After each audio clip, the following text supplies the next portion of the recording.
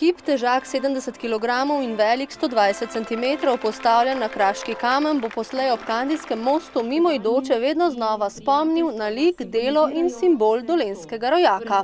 Da je to najprimernejša lokacija ob Kandijskem mostu nasproti Vindišarjeve hiše. Zakaj? Zato, ker simbolično povezuje z rojstno hišo Leona Štukla ob Kandijski cesti in Vindišarjevim vrtom, kjer je Leon Štukl tudi treniral. Pozneje se je preselil v Maribor.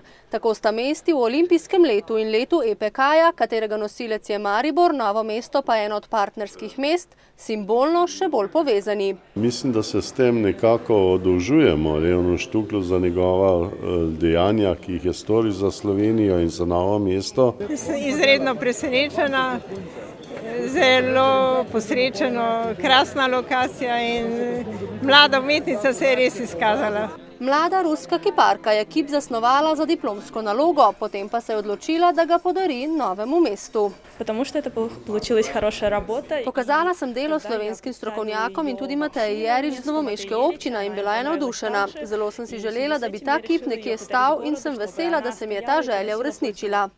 Je še toliko bolj prišla do izraza ta simbolika Leona Štukla, da ni poznan samo po Sloveniji, po Evropi, po starejših generacijah, ampak tudi pri tako mladih likovnih ustvarjalcih in to še v veliki Rusiji. Poleg stalne razstave v muzeju, športne dvorane in ceste zdaj Štukljev spomin v njegovem rojstnem mestu tako obeležuje še skulptura.